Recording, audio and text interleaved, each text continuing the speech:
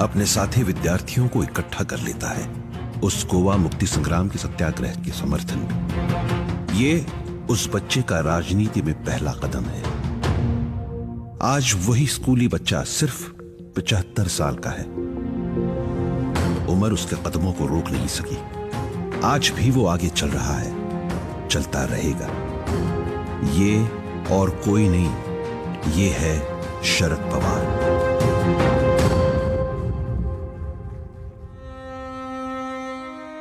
बारामती की गोविंदराव और शारदाबाई पवार के सुपुत्र। जमीन से जुड़ने का उपदेश अपनी माताजी शारदाबाई से उन्हें मिला।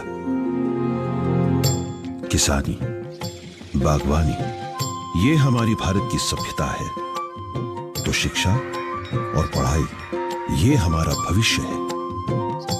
ये शारदाबाई के शब्द आज भी उनके दिल में छाप बनकर रह गए हैं। और शायद यही कारण है कि आज भी शरद पवार नाम का ये नेता जमीन से जुड़ा है।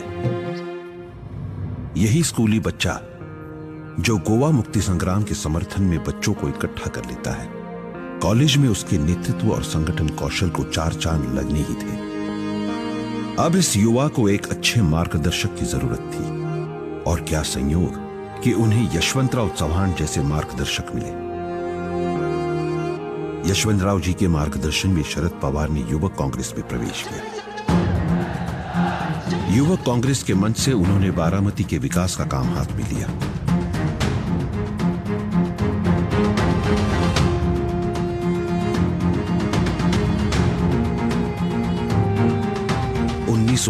के विधानसभा चुनाव में यह युवा विधानसभा में जा पहुंचा। शरद पवार के रूप में महाराष्ट्र को सबसे कम उम्र का मुख्यमंत्री मिल गया। राजनीति,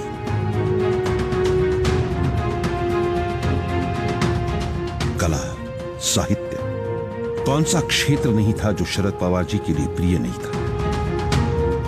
क्रिकेट का क्षेत्र भी उनके नेतृत्व से अछूता नहीं रहा। From Mr. Sharad Pawar, the President of the ICC.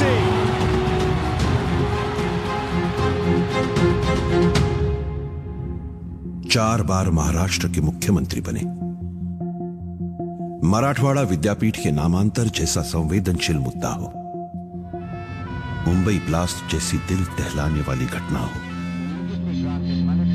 या लातूर का महाप्रलयंकारी भूकंप हो, There were 5 separate tremors, leaving dozens of villages without a house standing. Sharad Pawar का नेतृत्व इन अग्नि परीक्षाओं से चमकता हुआ निखर गया।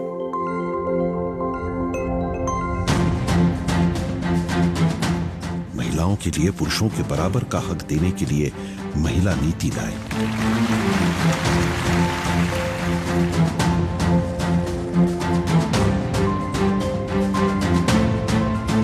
महाराष्ट्र को प्रगति के रास्ते पर लाने के बाद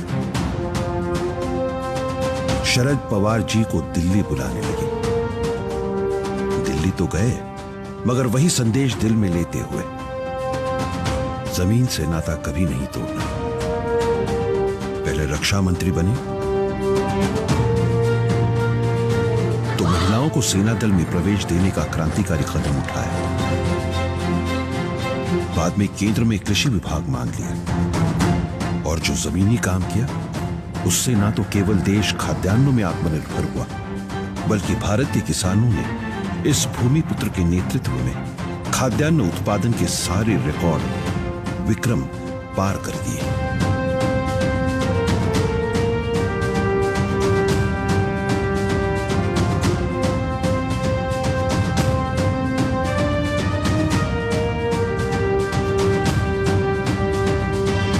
देश को जब विदेशी मुद्रा की जरूरत पड़ी थी, तो वो हमारे किसानों ने पूरी की।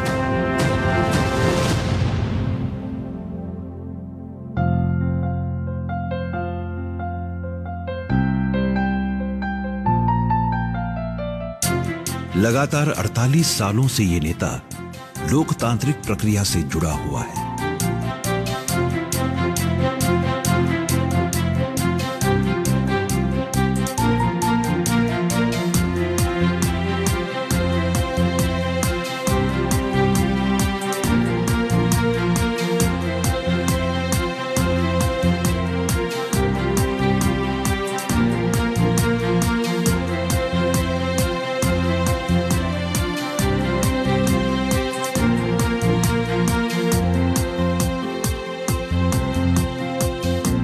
और संसद ने उनकी इस लोकतांत्रिक सेवा का गौरव उन्हें सर्वोत्कृष्ट सांसद पुरस्कार देकर किया है। कामयाबी, यश अपयश, संकट, चुनौती कुछ भी हो, ये नायक कभी विचलित नहीं होता। संयम, सहनशीलता, ये इस नायक के गुण। ये नायक है, भूमिपुत्र है, राज्य करता है, किसान है, अपने विरोधियों का भी दोस्त है, दिलदार है, नवीनता का उसमें आकर्षण है, इसीलिए ये अभी भी जवान है। कोटि कोटि शुभेच्छाओं के साथ इस युवा को 75 मुबारक।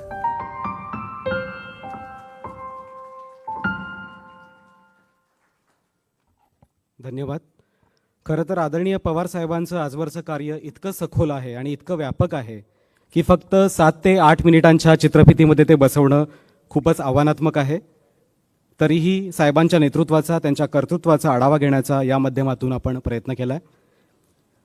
तंत्रज्ञांना विनंती आहे की बहुतेक एको येतोय, कृपया आपण पाहावं।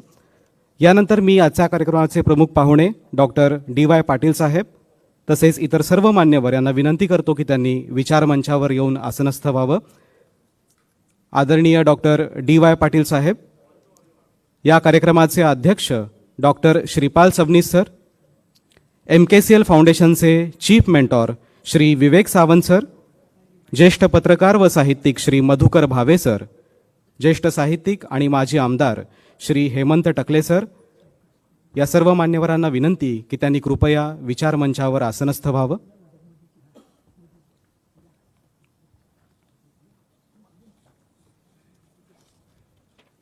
या पुस्तकाचे संपादक श्री दत्ता पवार यांनाही विनंती की त्यांनी कृपया आसनस्थ व्हावं।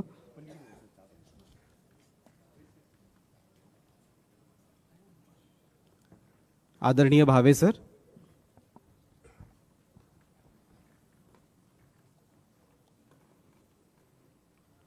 कवी बा भ बोरकर म्हणतात, देखणे ते हात ज्यांना निर्मितीचे डोहाळे, देखणे ते हात ज्यांना निर्मितीचे डोहाळे, मंगलाने गंधलेले सुंदराचे सोहळे। असाच सुंदर सोहळा आदरणीय पवार साहेबांच्या उपस्थितीमध्ये यशवंतराव चव्हाण सेंटरच्या या सभागृहात संपन्न होत आहे।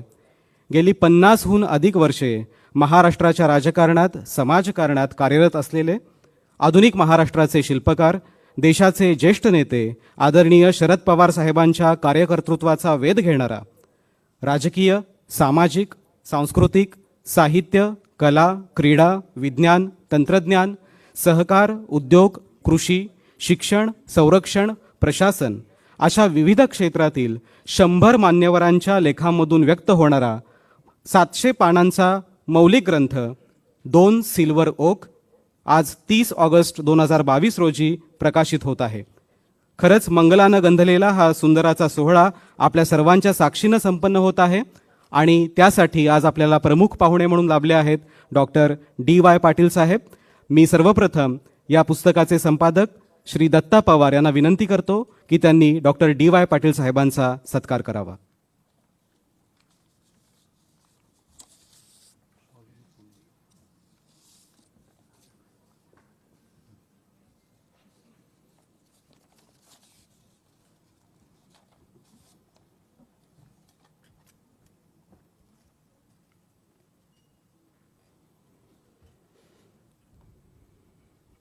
देश विदेशात विविध शैक्षणिक आणि वैद्यकीय संस्था उभारणाऱ्या डॉक्टर DY पाटील साहेबांचा महाराष्ट्राला वेगळा परिचय करून देण्याची खरं तर गरज नाहीच। शिक्षण क्षेत्रातलं त्यांचं योगदान हे न भूतो न भविष्यती असंच आहे। ज्या क्षेत्रात पाऊल ठेवतील त्यात केवळ यशच नाही तर त्या क्षेत्रामध्ये डॉक्टर DY पाटील नावाची मोहर ते उमटवत आलेले आहेत आणि DY पाटील हे केवळ राज्य, राष्ट्रीय किंवा जागतिक स्तरावर एक नाव न राहता तो एक ब्रँड ठरलेला आहे। साहेब, आपण या सोहळ्यासाठी प्रमुख पाहुणे म्हणून लाभलात हे आम्ही आमचं भाग्य समजतो। 1964 सालापासून जवळपास मागच्या 55 ते 58 वर्षांपासून डॉक्टर DY पाटील साहेब आणि शरद पवार साहेब यांचा ऋणानुबंध जुळलेला आहे।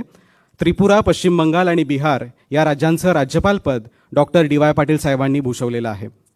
यानंतर मराठी साहित्य क्षेत्रामध्ये आपल्या विविध साहित्यकृतींनी जाणीवांचा नवा जागर मांडणारे, प्रागतिक पुरोगामी विचारांचा प्रत्यक्ष कृतीतून आणि थेट भूमिका घेऊन पुरस्कार करणारे, चिकित्सक वृत्ती आणि सामाजिक सांस्कृतिक संदर्भांचं ज्ञान व भान असलेले 89व्या अखिल भारतीय मराठी साहित्य संमेलनाचे अध्यक्ष, ज्येष्ठ साहित्यिक, समीक्षक, सडेतोड व रोखठोक भूमिका मांडणारे विवेकवादी विचारवंत डॉक्टर श्रीपाल सबनीस सर यांचा सत्कार करावा अशी मी या पुस्तकाचे संपादक श्री दत्ता पवार यांना विनंती करतो.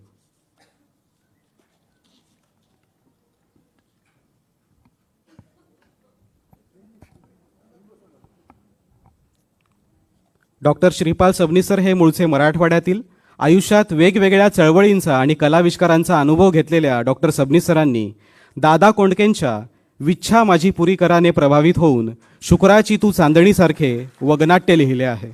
राजकारणावर आधारित सत्यकथा 82 किंवा क्रांतीसारख्या राज्यस्तरीय पारितोषिक विजेत्या एकांकिका त्यांनी स्वतः लिहिल्या आहेत. आदिवासी पाड्यावर जाऊन डफावर थाप देत त्यांनी शाहिरी सुद्धा केली आहे. पुढे त्यांनी समीक्षेची वाट चोखाळली. मुक्तक, उपेक्षितांची पहाट, ज्ञानेश्वर ते आंबेडकर, भारतीय प्रबोधन आणि नव आंबेडकरवाद, साने गुरुजी विचार समीक्षा, नामदेवांचे संतत्व आणि कवित्व ही त्यांची गाजलेली पुस्तकं. डी कोसंबी पुरस्कार, नचिम केळकर पुरस्कार यासारख्या प्रतिष्ठित पुरस्कारांनी ते सन्मानित आहेत.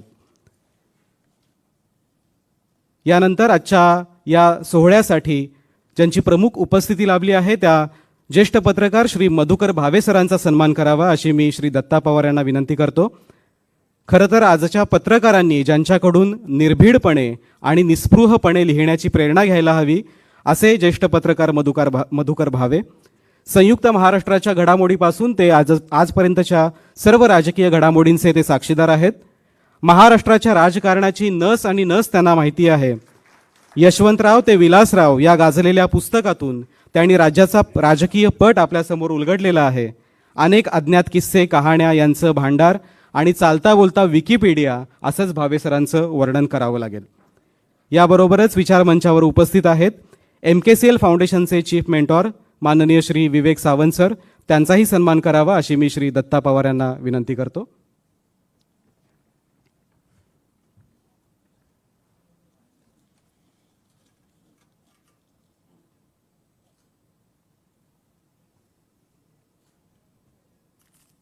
विवेक सावंत सरांचं यशवंतराव चव्हाण प्रतिष्ठानच्या प्रत्येक उपक्रमामध्ये मार्गदर्शन लाभत असतं. धन्यवाद. विचार मंचावर उपस्थित आहेत यशवंतराव चव्हाण प्रतिष्ठानचे कोषाध्यक्ष, माजी आमदार, शेवटचे पान या पुस्तकाचे लेखक श्री हेमंत टकले सर. मी श्री दत्ता पवार यांना विनंती करतो की त्यांनी टकले सरांचाही शाल आणि पुष्पगुच्छ देऊन सन्मान करावा.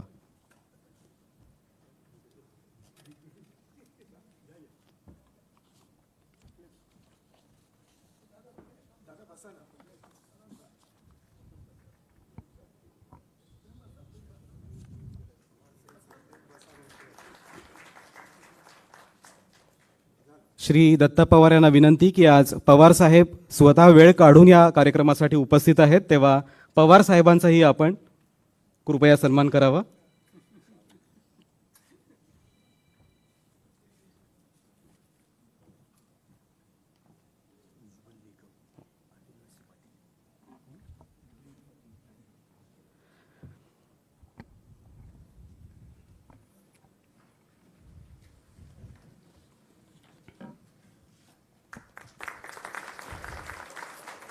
धन्यवाद. त्याचबरोबर ज्येष्ठ वकील आदरणीय उज्ज्वल निकम साहेब हे सुद्धा इथे उपस्थित आहेत.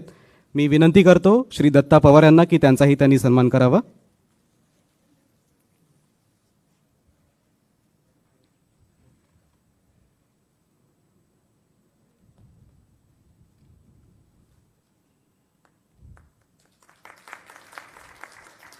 महाराष्ट्र राज्याचे माजी गृहमंत्री, ज्येष्ठ नेते श्री वळसे पाटील साहेब यांचाही सत्कार करावा अशी मी श्री दत्ता पवार यांना विनंती करतो.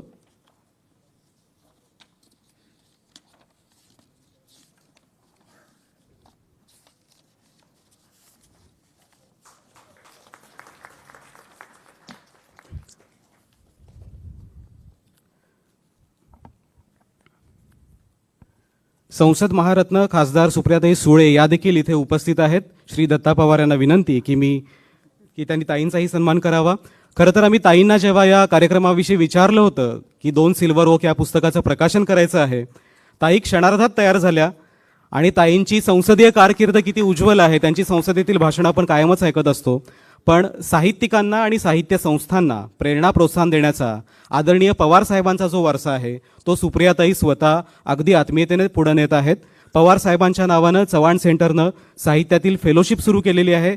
ताई स्वतः त्याच्या निमंत्रक आहेत. ताईंविषयी विशेष कृतज्ञता व्यक्त करतो आणि या पुस्तकाचे संपादक श्री दत्ता पवार यांना विनंती करतो की त्यांनी कृपया या कार्यक्रमाचं स्वागत आणि प्रास्ताविक करावं.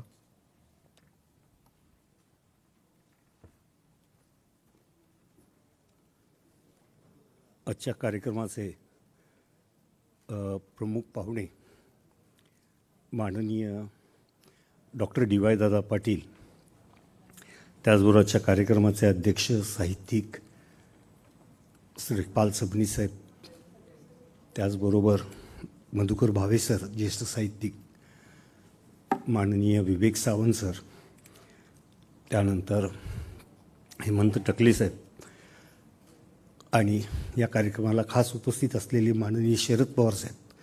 खरं म्हणजे मलाच धाप लागली आहे, साहेबांच्या समोर साहेबांच्या भाषण करायचं हे थोडं वेगळे पण वाटायला लागेल.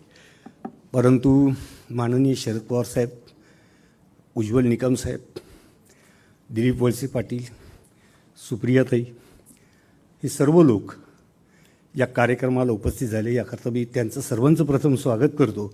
त्यानंतर आपण सर्व लोक उपस्थित झालात त्याबद्दल मी आपलेही स्वागत करतो. त्याचबरोबर मीडियामधली लोक झाडून उपस्थित राहिली त्याबद्दल त्यांचंही मी स्वागत करतो. 2 सिल्वर ओक हे पुस्तक प्रकाशित करावं असं मला एका पवारांनी सुचवलं. पवार म्हणजे डॉक्टर डी.वाय. पाटील. आणि ते मी मनावर घेतलं आणि खरोखरच ते पुस्तक इतकं सुंदर होईल असं मी स्वप्नातही पाहिलं नव्हतं. त्या पुस्तकाचा त्याच्या पाठीमागचा उद्देश केवळ एवढाच होता की जास्तीत जास्त लोकांपर्यंत ते पुस्तक पोचायला हवं. जर ते पुस्तक जास्तीत जास्त लोकांपर्यंत पोचलं तर माननीय पवारसाहेबांच्या गेल्या 55 वर्षाच्या कारकिर्दीमध्ये विविध क्षेत्रात त्यांनी जी कामं केली आहेत ती कामं लोकांच्या समोर येतील. महाराष्ट्र राज्यामधल्या प्रत्येक कार्यकर्त्याने जर ही गोष्ट मनात आणली की आपण वाचक वर्गापर्यंत हे पुस्तक पोचवावं आणि त्यानिमित्तानं पवारसाहेबांचं कार्य घराघरात पोचवावं, हा मूळचा उद्देश माझा या पुस्तकापाठीमागं होता. पवारसाहेबांनी साथ दिली, सुप्रियाताईंनी साथ दिली आणि पुस्तक साकार झालं.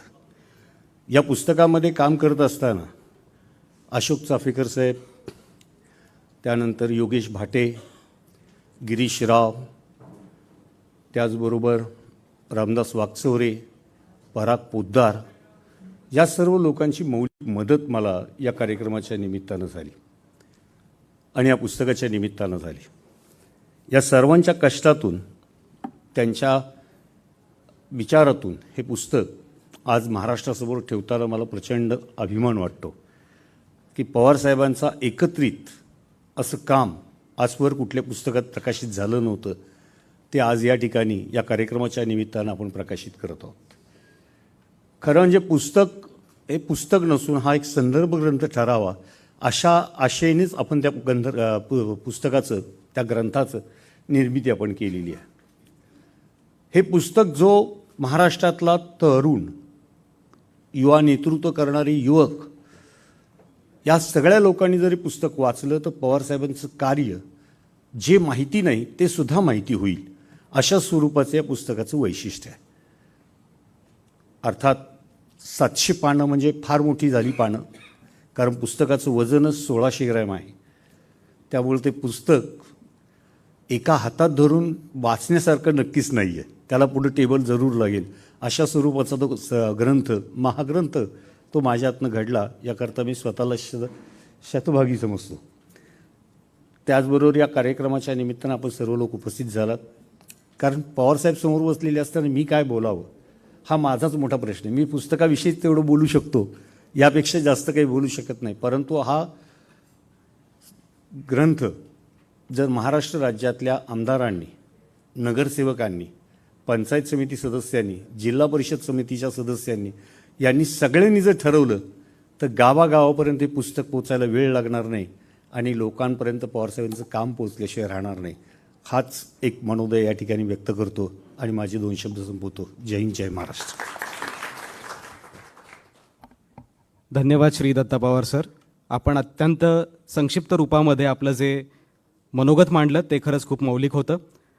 महाराष्ट्राच्या आणि देशाच्या राजकीय पटावरचं एक अग्रगण्य नाव म्हणजे शरद पवार साहेब. कुणासाठी ते मातबर राजकारणी, कुणासाठी डावपेच धुरंधर, कुणासाठी तेल लावलेले पैलवान, कुणासाठी देशाचा अभिमान, कुणासाठी जाणता राजा, तर कुणासाठी विकासाचा महामेरू, कुणासाठी कर्तृत्वाची उत्तुंगता, तर कुणासाठी आश्रय देणारा आधारवड. अशा विविधांगांनी अवकाश व्यापलेलं हे असामान्य उत्तुंग व्यक्तिमत्व. पवार साहेबांच्या कर्तृत्वाचा अवकाश शब्दांच्या कवेमध्ये घेणं तसं अवघडच, पण ते अवकाश समजून घेतानाच शरद पवार या व्यक्तिमत्वाची विशालता आपल्याला उमगेल आणि ही विशालता नेमकेपणाने उमगावी यासाठीच हा पुस्तक प्रपंच 2 सिल्वर ओक. मी मान्यवरांना विनंती करतो की 2 सिल्वर ओक या पुस्तकाचं त्यांनी प्रकाशन करावं.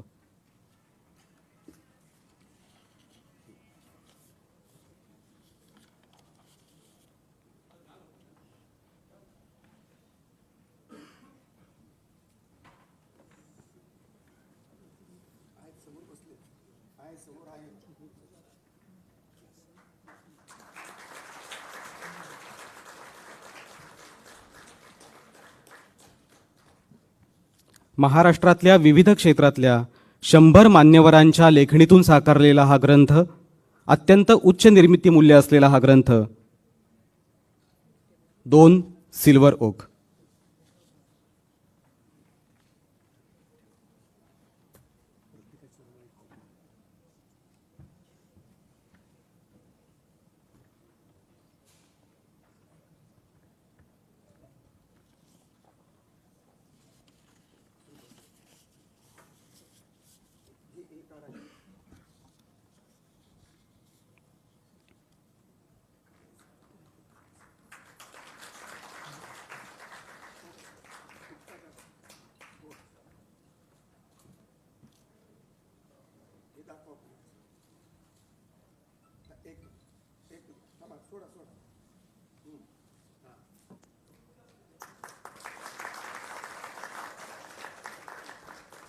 धन्यवाद. शब्दांकन, लेखन, संपादन, मुद्रित शोधन, मांडणी, सजावट, मुद्रण अशा बहुस्तरीय प्रक्रियेतून गेल्यावरच 2 सिल्वर ओक सारखं अत्यंत उच्च निर्मिती मूल्य असलेलं संग्राह्य पुस्तक तयार होतं. कोणतंही पुस्तक तेव्हाच साकार होतं जेव्हा अनेक हातांनी त्यासाठी मेहनत घेतलेली असते. अशाच काही सर्जनशील हातांचा आपण सन्मान करणार आहोत. या पुस्तकाच्या मजकुराचं शब्दांकन, संपादन आणि एकूण निर्मिती प्रक्रिया पाहिली ती श्री पराग पोतदार यांनी. लोकमत सारख्या आघाडीच्या वृत्तपत्र समूहात 18 वर्षांचा पत्रकारितेचा अनुभव असलेले, पत्रकारितेमध्ये 2 सुवर्ण पदकांसह विविध पुरस्कारांनी सन्मानित असलेले श्री पराग पोतदार यांना मी विनंती करतो की त्यांनी कृपया विचारमंचावर यावं आणि श्री आदरणीय डॉक्टर श्रीपाल सबनीस सरांना मी विनंती करतो की त्यांनी पराग पोतदार यांचा सत्कार करावा.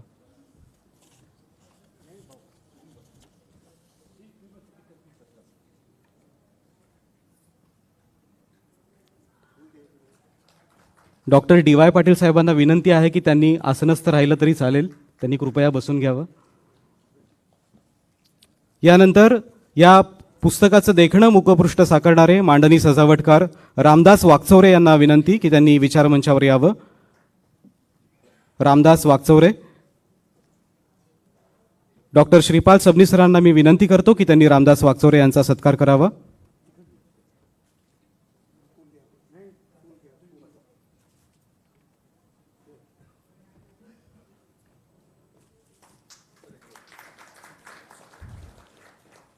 या पुस्तकाचे मुद्रक श्री गिरीश राव यांना विनंती की त्यांनी विचारमंचावर यावं.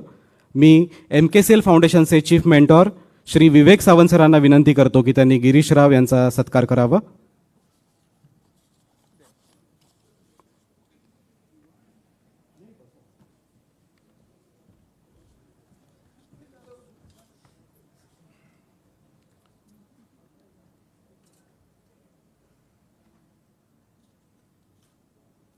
यानंतर श्री अशोक चाफेकर यांना विनंती, या संपूर्ण पुस्तकाच्या निर्मितीमध्ये ज्यांचा प्रत्यक्ष अप्रत्यक्ष सहभाग आहे अशा काही सदस्यांना आपण इथे आमंत्रित करत आहोत. श्री अशोक चाफेकर यांनी विचारमंचावर यावं. मी श्री मधुकर भावे सरांना विनंती करतो की त्यांनी अशोक चाफेकर यांचा सत्कार करावा.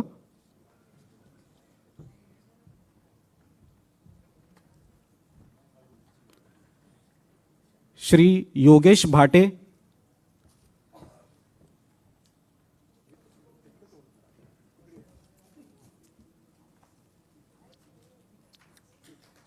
यानंतर श्री योगेश भाटे यांनी विचारमंचावर यावं. मी श्री विवेक सावंत सरांना विनंती करतो की त्यांनी योगेश भाटे यांचा सन्मान करावा.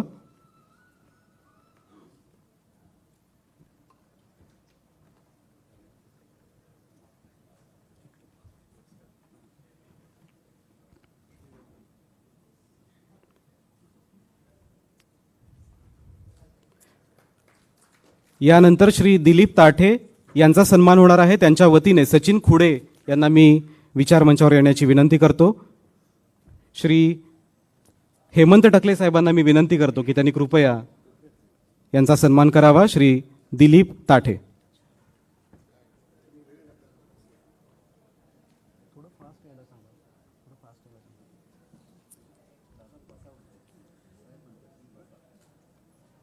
यानंतर अमित बोरगे यांना विनंती. यानंतर महेश साळी यांनी विचारमंचावर यावं. श्री हेमंत टकले सरांना विनंती करतो की त्यांनी श्री महेश साळी यांचा सन्मान करावा.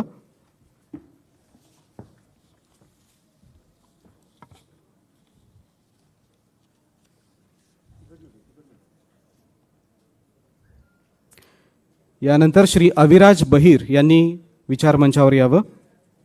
मी श्री विवेक सावंत सरांना विनंती करतो की त्यांनी श्री अविराज बहिर यांचा सन्मान करावा.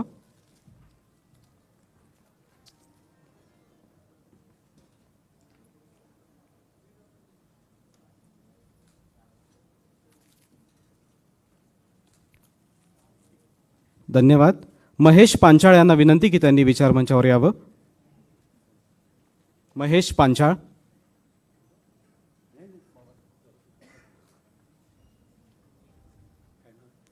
महेश पांचाळ.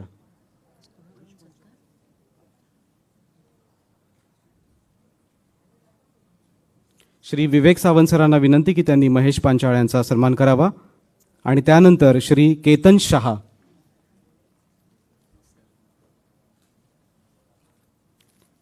मी डॉक्टर श्रीपाल सबनीस सरांना विनंती करतो की केतन शहा यांचा आपण सन्मान करावा.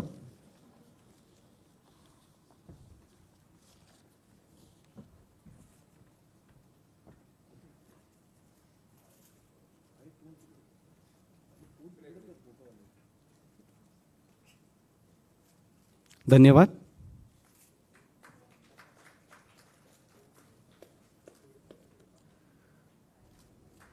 मान्यवरांना विनंती की त्यांनी आसनस्थ व्हावं. धन्यवाद. यानंतर आपण मान्यवरांचे विचार ऐकणार आहोत. सर्वप्रथम या कार्यक्रमाचे प्रमुख पाहुणे डॉक्टर DY पाटील साहेबांनी आपले विचार ध्वनिचित्रफितीच्या माध्यमातून आपल्यापर्यंत पाठवलेले आहेत. कृपया ती ध्वनिचित्रफित सुरू करण्यात यावी.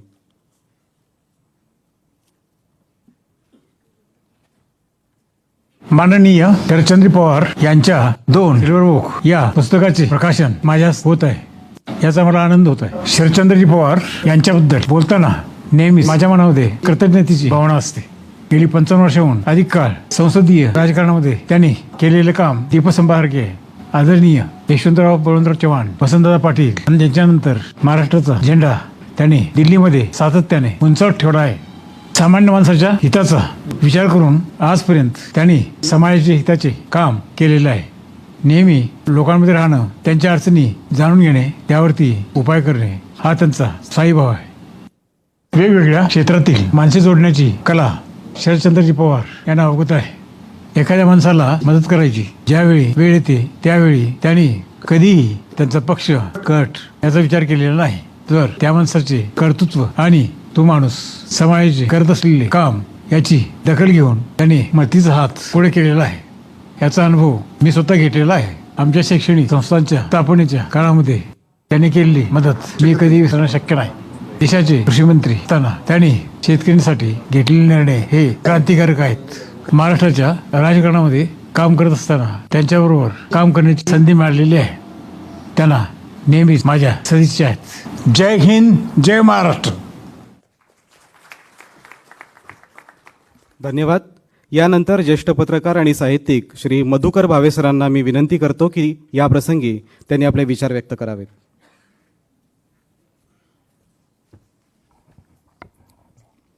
आदरणीय दादा डी.वाय. पाटील साहेब, सर अध्यक्ष आपले श्रीपाल सबनीस साहेब, विवेकजी,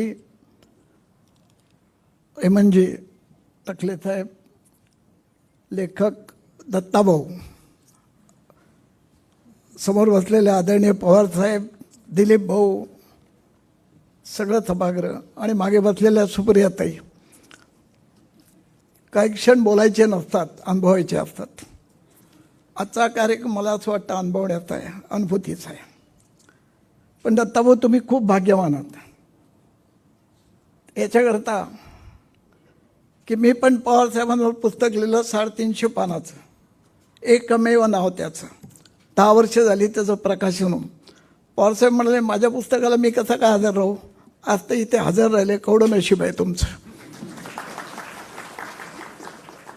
त्याचं नाव एकमेव पुस्तकाचं. 12 डिसेंबर 1961 वाढदिवस पवारसाहेबांचा, 2001. 12 डिसेंबर 2001. त्यावेळेचे पंतप्रधान अटल बिहारी वाजपेयी टोकियोहून निघाले, मुंबईला उतरले आणि महालक्ष्मी रेसकोर्सवर आले. पवारसाहेबांच्या 61व्या सत्काराला आणि भाषणात 5 मिनटं बोलले आणि म्हणाले, मैं इसलिए आया हूँ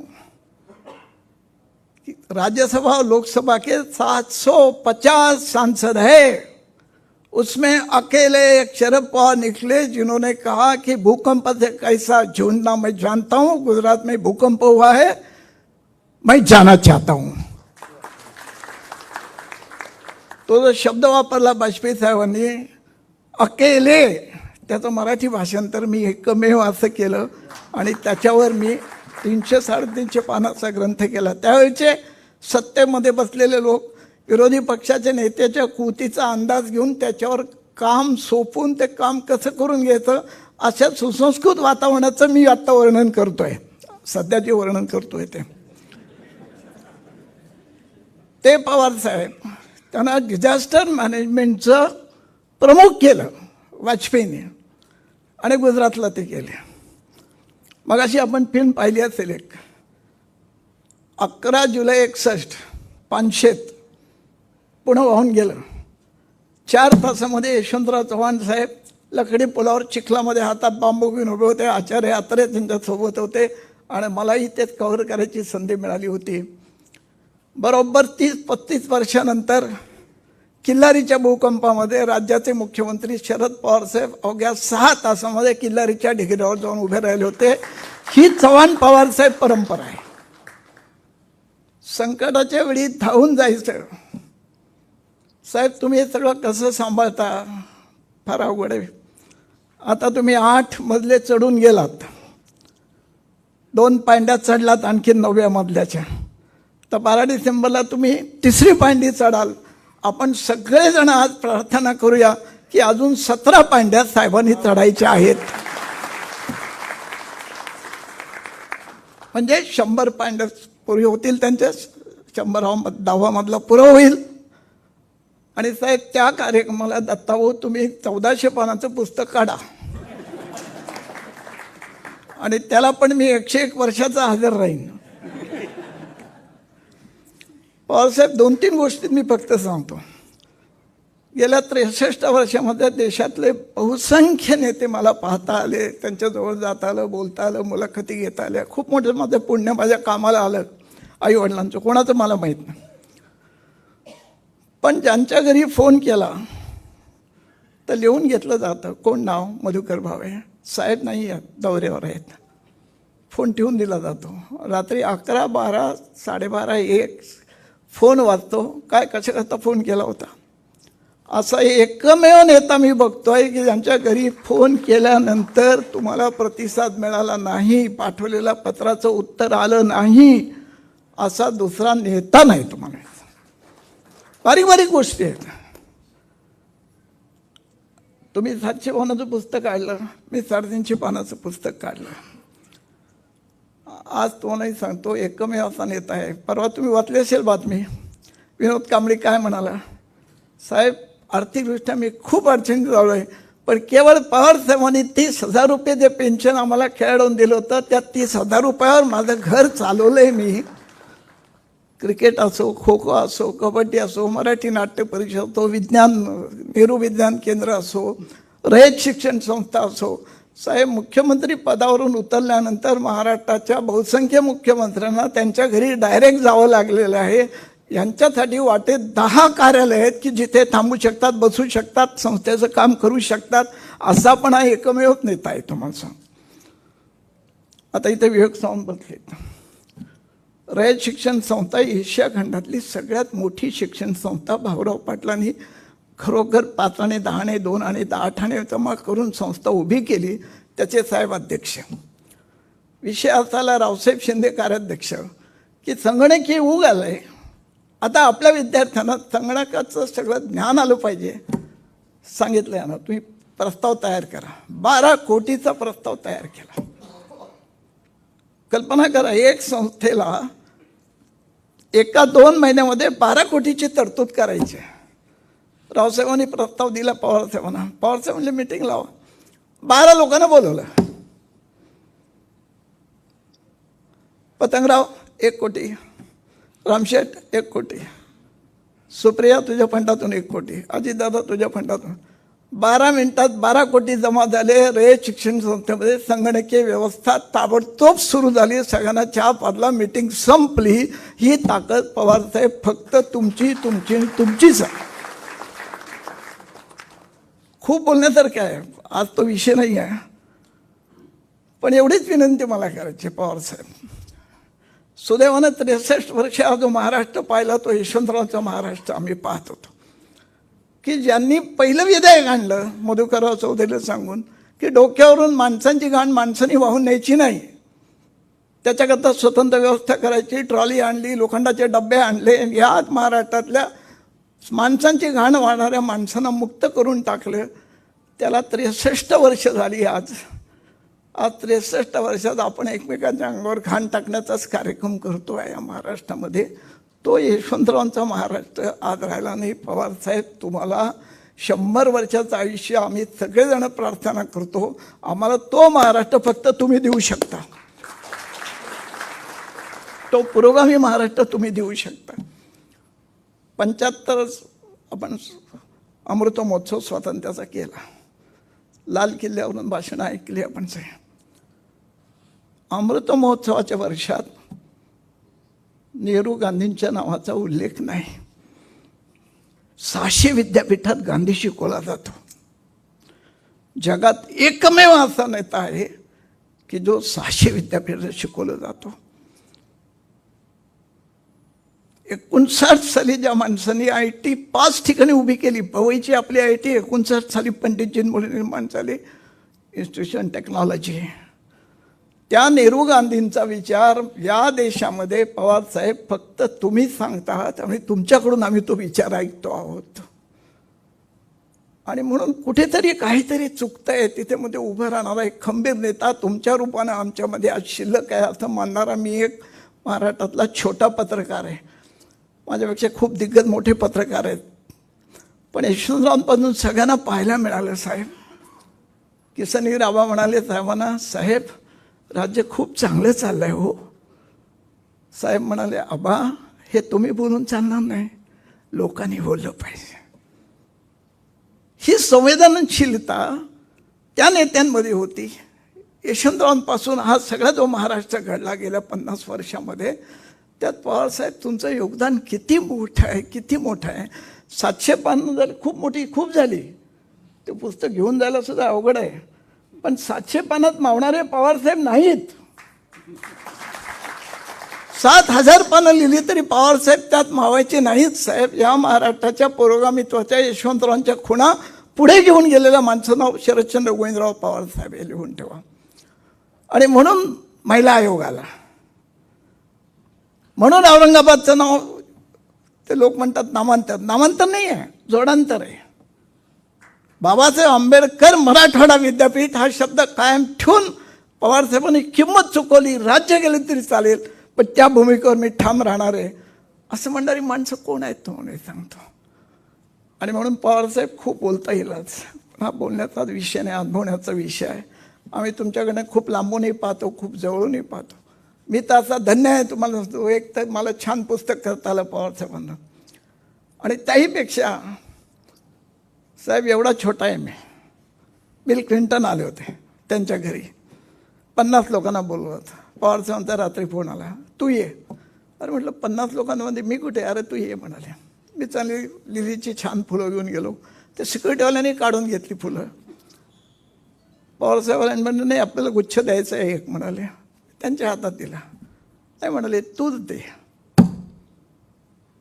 कोणती पुण्य येते फळाला, जोंधळ्याला चांदणे लगडून जावे. तुम्हाला सांगा कोणाच्या वाट्याला येणार आहे? पवारसाहेबांच्या हस्ते माझा श्रीनिवास पाटलांचा सत्कार झाला. साहेब मी मला भाषणाकरता सांगत नाही साहेब, मला संकोच वाटत होता. पवारसाहेबांच्या हस्ते आपला सत्कार, आपण काय केले एवढं? डोंगरा एवढी कामं अशी उभी केलेल्या माणसाने आपला सत्कार करावा, आयुष्य धन्य झाल्यासारखं वाटतं. आणि म्हणून हे पुरोगामी नेतृत्व, हा पुरोगामी महाराष्ट्राचा विचार खच्ची करण्याचा कार्यक्रम फार वेगात सुरू आहे, देशभर सुरू आहे. पाडापडी आहे, ईडी बीडी सीडी सगळ्या गोष्टी आहेत. त्या सगळ्याच्या विरोधात पवारसाहेबांचा सत्कार करून आणि पुस्तक प्रसिद्ध करून हे काम भागणार नाही. यशवंतराव आपल्याला माफ करणार नाहीत. आपल्याला तो पुरोगामी महाराष्ट्र पुन्हा पवारसाहेबांच्या नेतृत्वाखाली ठामपणे उभा केला पाहिजे. आणि पवारसाहेब त्याकरता जे लागेल ते करण्याची आमची आज 83व्या वर्षी सुद्धा तयारी आहे. मुद्दा मी जाहीरपणे तुम्हाला सांगतो. ती निर्भय पत्रकारिता संपल्यासारखी वाटते, त्या सगळ्या वाहिन्या शरण गेल्यासारख्या वाटतात. आणि म्हणून तो महाराष्ट्र आपल्याला पुन्हा उभा करायचा आहे. तो यशवंतरावांना अपेक्षित होता, यशवंतरावांनी घडवला होता, वसंतरावांनी घडवला होता, दादांनी घडवला होता, मोहिते साहेबांनी घडवला होता. या सगळ्या माणसांनी घडवलेला शरद पवार साहेबांचा महाराष्ट्र आहे. आणि म्हणून मी काही पुस्तक वाचलं नाही, आता वाचेन. माझा लेख आहे त्यात 397 पानावर. पाहिला मी, हळूच पाहिला, तो आहे लेख त्यात. पण त्या पानात मावणारे नाही आहेत शरद पवार. माझा अंदाज असा आहे, ठाम विधान करत नाही मी, पण पंडित नेहरूंच्या नंतर पवारसाहेब तुम्ही एकमेव व्यक्तिमत्व आहात की तुमच्यावर एवढी पुस्तकं लिहिली गेलेली आहेत. आत्ता नेहरूंची 3 पुस्तकं बाजारात आली. त्यात नरेंद्र चपळगावकरांचं पुस्तक वाचा मुद्दाम, अप्रतिम पुस्तक त्यांचे दिलेले आहेत. तर अशा कार्यक्रमाला दत्ताभाऊ तुम्ही मला आठवण लेख मागून घेतला, 4 फोन केले. मला म्हणाले अहो खूप छोटा झाला लेख. अरे म्हटलं पवारसाहेबांना लिहायचं म्हटलं तरी मग लिमर लिहिता येतील, पण मी त्यात आठवण लिहिली मुद्दाम. तेवढी सांगतो आणि थांबतो. माझ्या मुलीचं लग्न होतं, तारीख होती 28 नोव्हेंबर 98.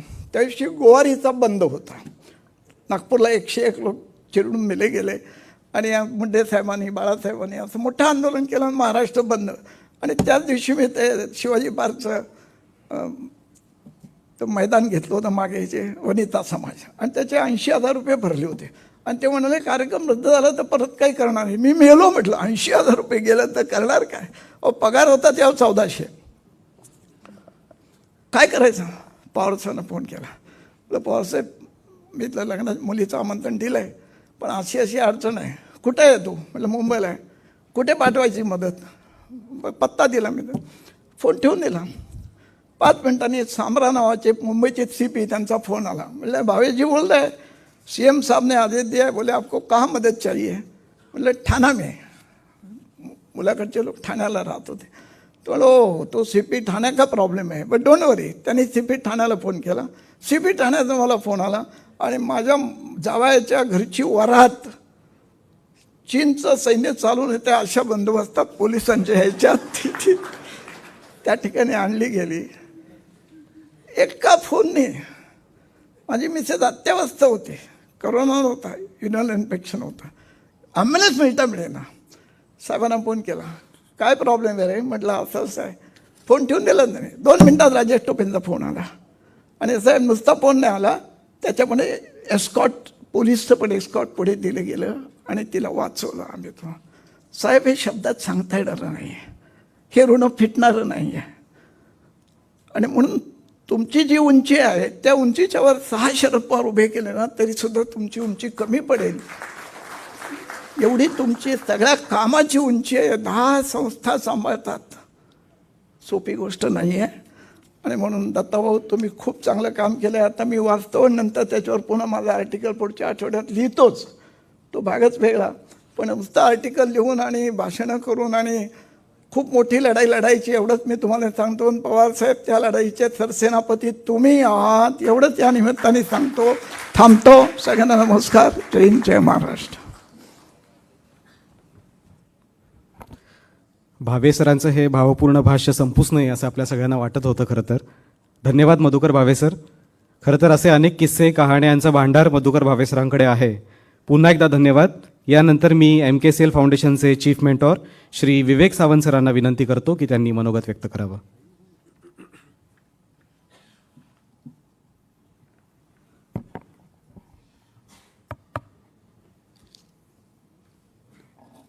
विचारपीठावरचे सर्व सन्माननीय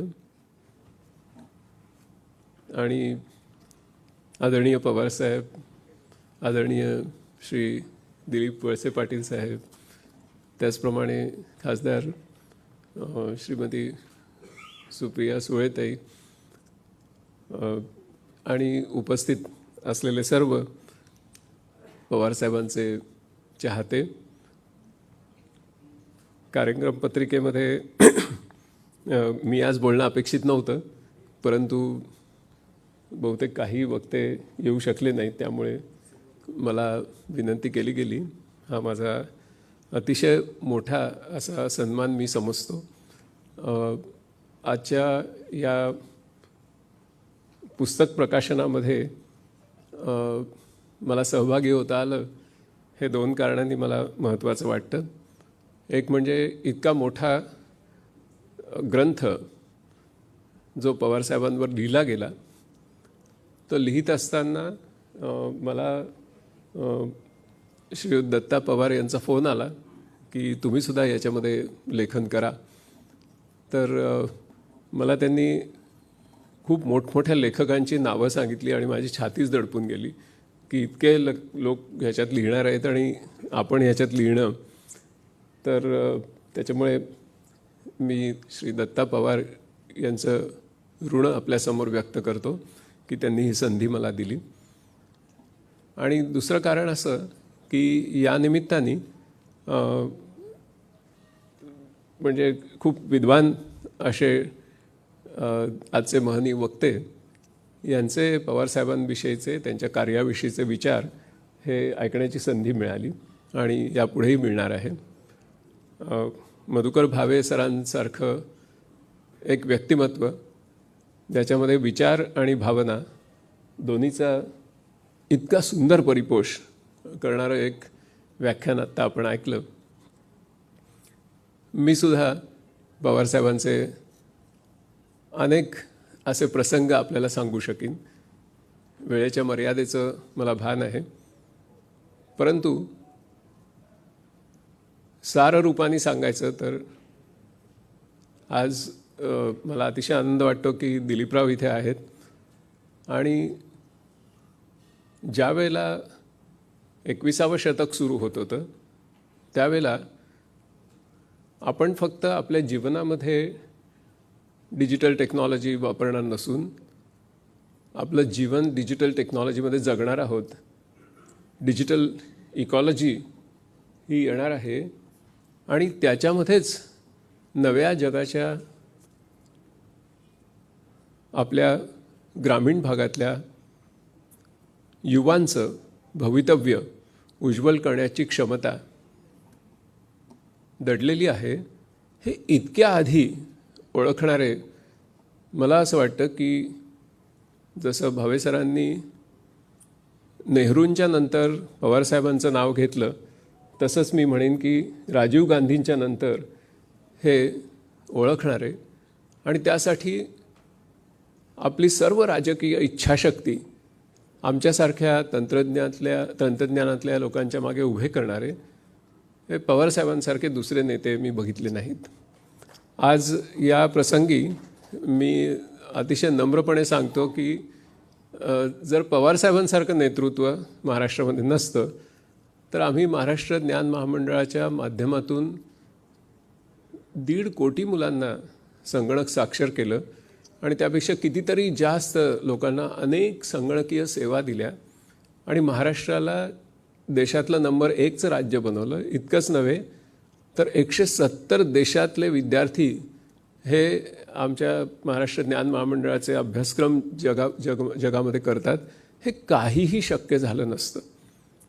मला ते दिवस आठवतात 1999 सालचे की ज्यावेळेला आपण डिजिटल साक्षरतेचं एक मोठं मिशन सुरू करावं असं प्रोफेसर राम ताकवले, डॉक्टर विजय भटकर, मी असे आम्ही सगळेजण ज्यावेळेला पवारसाहेबांकडे जायचो त्यावेळेला अक्षरशः त्यांच्या अनेक व्यस्त अशा कामामधून ते ह्याच्यासाठी खास वेळ द्यायचे आणि त्यांनी जी संपूर्ण या कार्यक्रमाला जो आपला एक पाठिंबा दिला, एक त्याच्यामागे संपूर्ण शासनाची शक्ती उभी केली, त्यामुळेच हे घडू शकलं.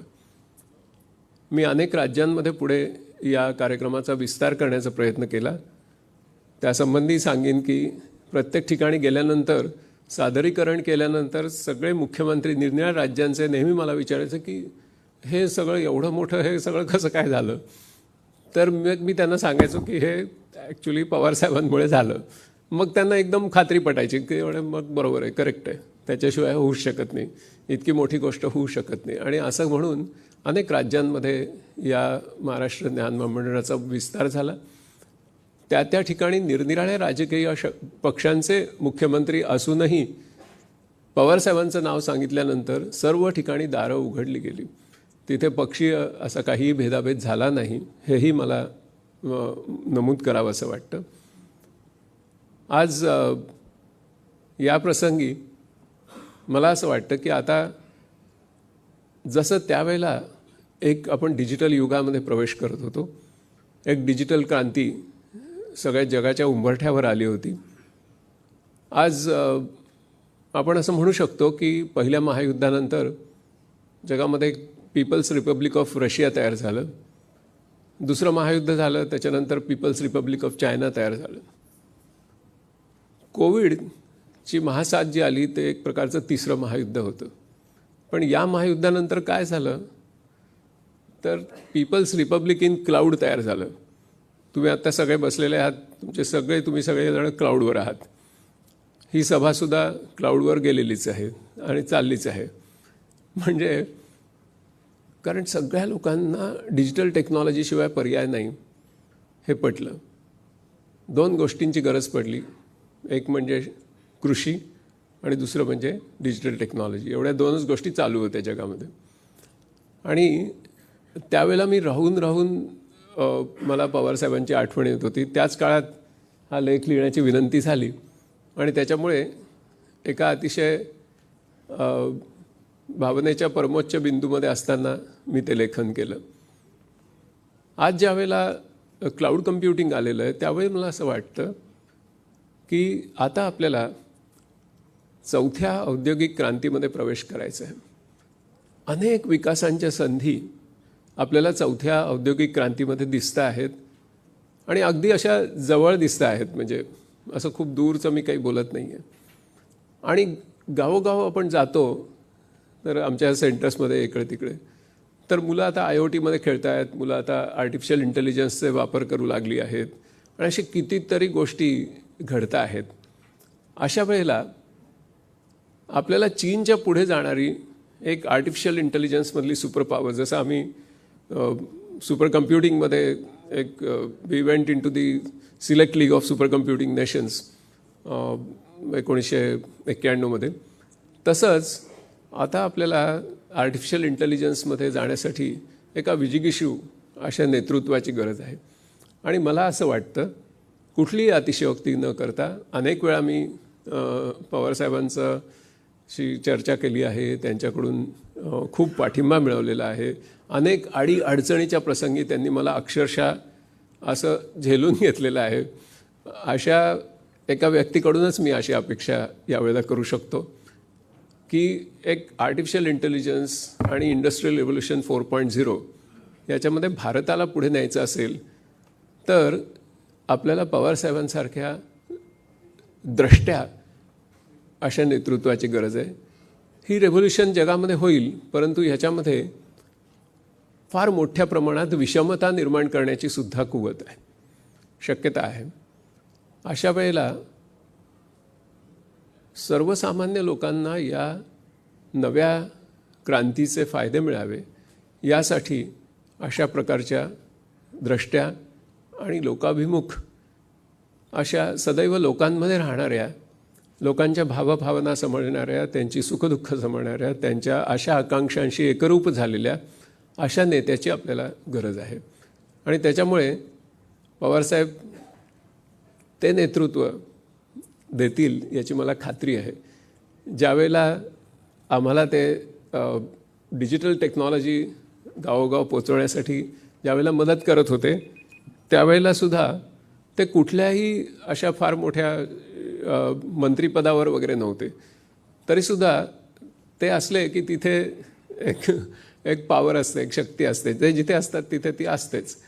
त्याच्यामुळे मला असं वाटतं की आता ही जी नवीन रेव्होल्यूशन येते, इंडस्ट्रियल रिव्होल्यूशन 4.0, याच्यासाठी एक प्रतिभाशाली असं त्यांचं नेतृत्व हे आपल्याला मिळाल्याशिवाय राहणार नाही. त्याच्यासाठी मी त्यांना बरेच वेळा त्रास देणार आहे, हेही मी आज या प्रसंगी सांगतो. वेळेच्या मर्यादेमध्ये शेवटी एकच सांगेन की पुस्तक जे असतं तर ओशोंनी त्यांच्या एका प्रवचनामध्ये सांगितलं आहे की अबाउटिझम हा जो तत्त्वज्ञानातला एक प्रांत आहे त्याच्याविषयी बोलताना ते असं म्हणाले की about love is not love. Libraries are full of stories of love and lovers, but about love is not love. You have to fall in love, then you understand love. तसं about book is not book. You have to purchase the book and read it. त्याच्यामुळे मगच तुम्हाला ते समजू शकतं. आजची जी भाषणं होतील ती अबाउट बुक असतील, परंतु घरी जाताना आपण ते घेऊन जाऊन त्याचं चिंतन मनन केलं पाहिजे. भावे सरांसारखं माझा लेख त्याच्यात आला की नाही हे चोरून बघण्याचा काही योग मला आला नाही, पण आता मी बघीन. परंतु मला असं वाटतं की भविष्यकाळासाठी महाराष्ट्रातून नवीन दिशा मिळतात आणि त्या दिशा गेली 40 वर्ष पवारसाहेबांनीच दिलेल्या आहेत. त्याच्यामुळे आता ही जी चौथी औद्योगिक क्रांती येते की ज्याच्यामध्ये आपल्याला क्लायमेट चेंजचा प्रतिकार करणारी आणि रेझिलियन्स निर्माण करणारी तंत्रज्ञानं निर्माण करायची आहेत. जसं सिंगल यूज प्लॅस्टिकची समस्या जी आहे, आपल्याला असं वाटत होतं की सिंगल यूज प्लॅस्टिक डिकम्पोज करायला 400 वर्ष लागतील, परंतु आर्टिफिशियल इंटेलिजन्सने आता 1 आठवड्यामध्ये सिंगल यूज प्लॅस्टिक डिझॉल्व करणारी टेक्नॉलॉजी निर्माण केली आहे. म्हणजे आपल्याकडच्या खऱ्या समस्या आता अशा कदाचित योग्य प्रकारे संशोधन झालं, योग्य राजकीय इच्छाशक्ती, पवारसाहेबांसारखे लोक शास्त्रज्ञांच्या मागे उभे राहिले तर अतिशय व्यामिश्र अशी जी सभ्यता आपण निर्माण केली आहे, गुंतागुंतीची सभ्यता निर्माण केली आहे, तिचे गुंतागुंतीचे प्रश्न सोडवायला तितक्याच गुंतागुंतीच्या तंत्रज्ञानांची गरज आहे. आणि त्या तंत्रज्ञानामध्ये तशा प्रकारची क्षमता आहे हे मी एका उदाहरणाने तुम्हाला सांगितलेलं आहे. अशी अनेक उदाहरणं आपल्याला निर्माण करायची आहेत. गावोगाव स्टार्टअप करणारी नवीन मुलं समोर येत आहेत. त्यांना कोणीतरी पाठीवर शाबासकीचा हात त्यांच्या पाठीवर देण्याची गरज आहे. आणि तुम्हाला माहितीच आहे की पवारसाहेबांचा ज्यावेळेला कोणालाही त्यांचं कौतुक मिळतं, त्यांचा पाठिंबा मिळतो, त्याच्यातून महाराष्ट्रात क्रांतिकारक असे बदल होतात. मी त्याचं एक उदाहरण म्हणून, प्रतिनिधी म्हणून तुमच्यासमोर उभा आहे. आणि त्यामुळे पुन्हा एकदा मी पवारसाहेबांविषयी कृतज्ञता व्यक्त करतो.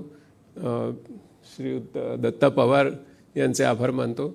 आणि तुम्ही सर्वांनी खूप चिकाटीने माझे विचार ऐकून घेतलेत त्याबद्दल तुमचेही आभार मानून मी आपली रजा घेतो. धन्यवाद.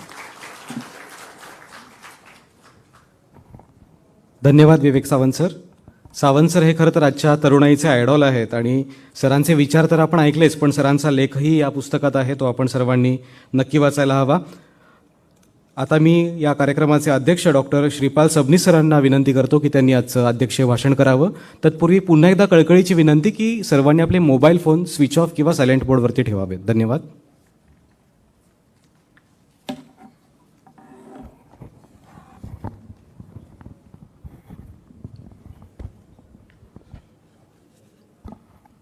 अमृत महोत्सवी भारतीय स्वातंत्र्याच्या चळवळीमध्ये हुतात्मा झालेल्या सर्व शहीदांना मी अभिवादन करतो. भारताचा तिरंगा आणि भारताचं संविधान यांना मी वंदन करतो. या ऐतिहासिक सोहळ्यामध्ये श्रोत्यामध्ये उपस्थित असलेले मराठी मातीचा गंध आणि भारतीय संस्कृतीचं पुण्य परमादरणीय शरदचंद्रजी पवार साहेब, पुस्तक प्रकाशन सोहळ्याचे सन्माननीय पाहुणे आदरणीय DY पाटील दादा, या कार्यक्रमाला उपस्थित मराठी संस्कृतीचा चालता बोलता शब्दकोश आणि संस्कृतीकोश तपस्वी पत्रकार संपादक मधुकरराव भावे,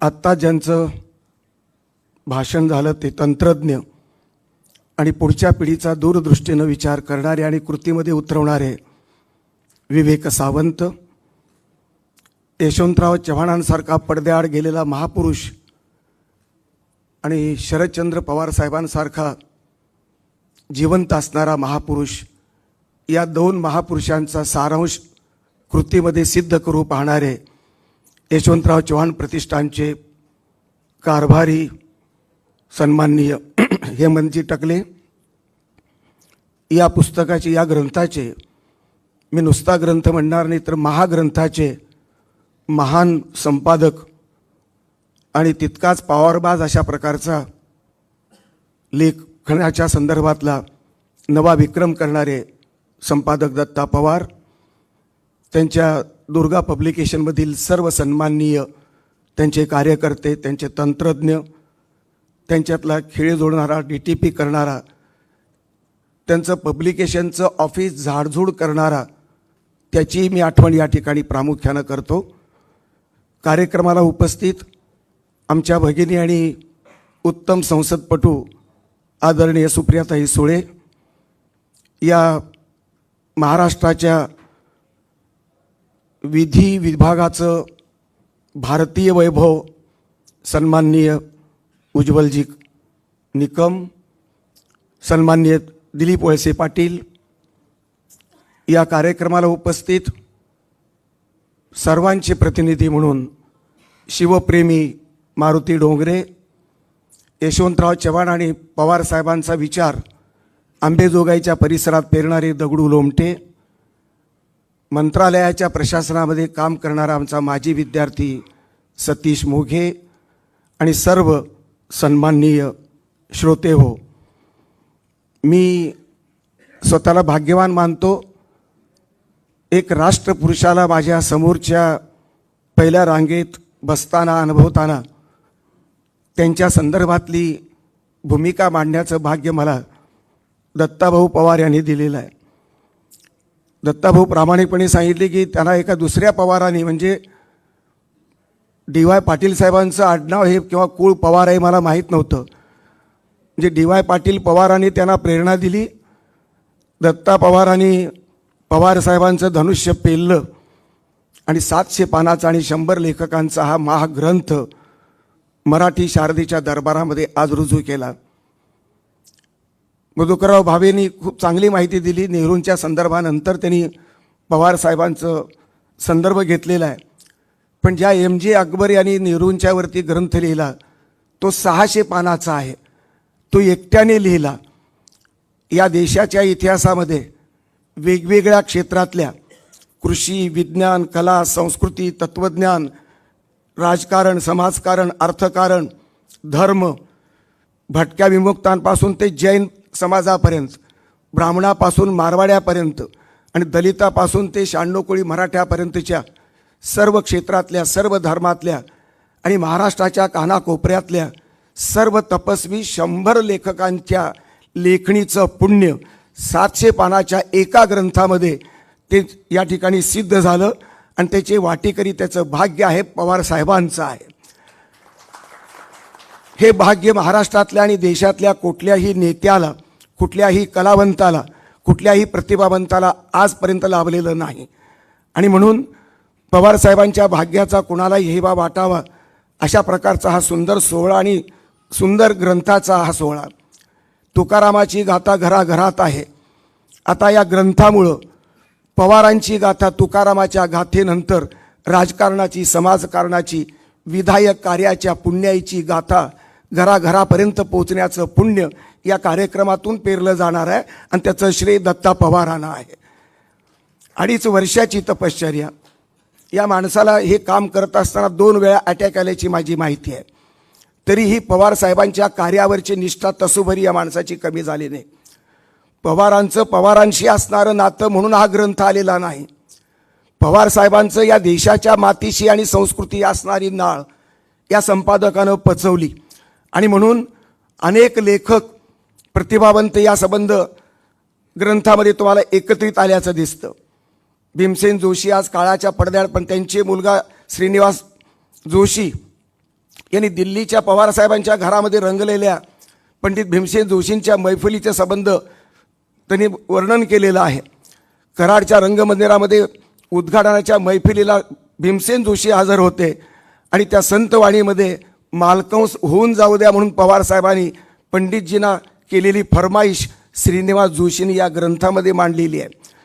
बारामतीचं गदिमा सभागृह, त्याचं उद्घाटनच्या वेळेला भीमसेन जोशी आलेले होते. ब्राह्मणाच्या विरुद्ध पवार साहेबांवरती आरोप करणाऱ्या लोकांनी जरा तो गदिमाचं तिथलं स्मारक जरा पाहावं.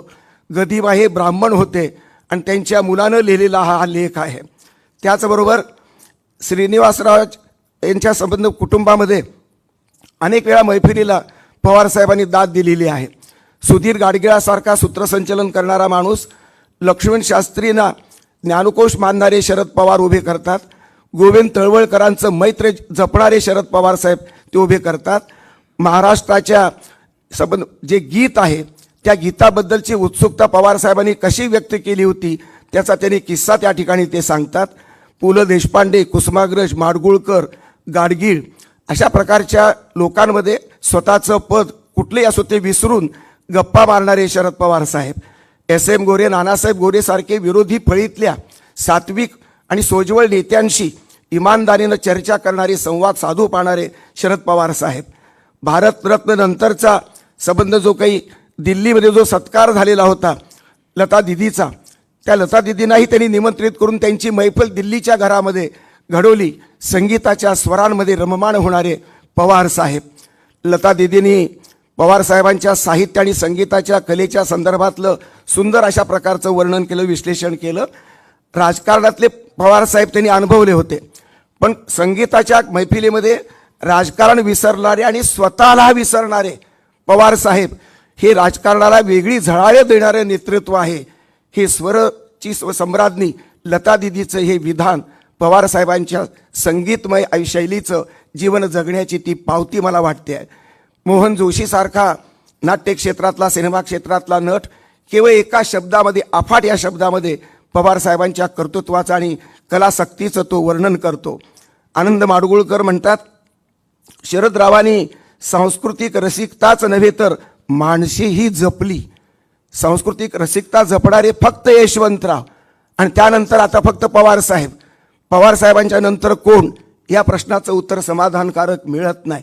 म्हणून या ग्रंथातल्या पवार साहेबांच्या या कलाशक्तीचं आणि त्यांच्या संगीत साहित्यावरच्या प्रेमाचं मूल्य आणि महत्त्व हे मी ऐतिहासिक मानतो.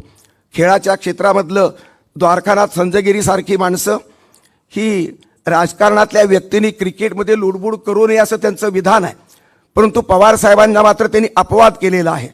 कधीही न हरणारे पवार साहेब क्रिकेटच्या एका निवडणुकीमध्ये हरल्याची त्यांनी संदर्भ त्या ठिकाणी दिला. विनायकराव दळवीसारखा माणूस मराठी मातीशी एकरूप झालेल्या खेळाडूंच्या संदर्भात पवारसाहेब हे कसे पोशिंदे आहेत हे अत्यंत सत्यनिष्ठेनं मांडलेला संबंध विचार आहे. कबड्डीला पवारसाहेबांनी सोन्याचे दिवस आणले अशा प्रकारची भूमिका या ठिकाणी मांडण्याचा प्रयत्न झाला. मित्रहो, दत्ता बाळसराफ सारखा या यशवंतराव चव्हाण प्रतिष्ठानमध्ये निष्ठेनं गेल्या अनेक वर्षापासून काम करणारा हा एक अत्यंत समृद्ध विचाराचा कार्यकर्ता. बारामतीचं मॉडेल पवारसाहेबांनी कसं समृद्ध केलं आणि एक संबंध देशासाठी नवीन अशा प्रकारचा आदर्श कसा उभा केला याचं सुंदर लेखन या संबंध ग्रंथामध्ये आलेलं आहे. अनिल पाटलांनी रयतच्या संदर्भातलं पवारसाहेबांचं योगदान मांडलं. विजय दर्डांनी आभाळाच्या उंचीचं कर्तृत्व म्हणून त्यांचा गौरव केला. उल्हास पवारांनी भावनिकतेची नाळ जपणारा नेता म्हणून त्यांचा सन्मान केला. शरद निंबाळकरांनी शाश्वत कृषी क्रांतीचे महामेरू म्हणून सन्मान केला. डॉक्टर वर्षा शेवलेंनी शारदेचं कृषी रत्न म्हणून त्याचा सन्मान केला.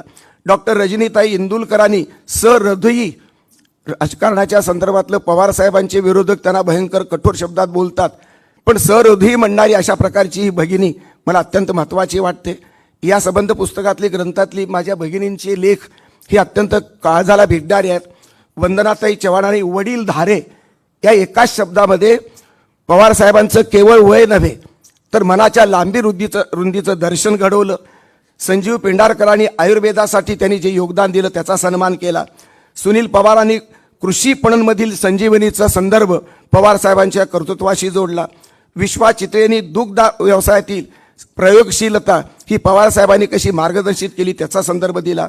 डॉक्टर काकोडकरासारखा वैज्ञानिक अशा प्रकारचा तंत्रज्ञ, राजकारणापलीकडे विचार करणारे शरद पवार अशी नवी ओळख संबंध देशाला आणि महाराष्ट्राला करून दिली.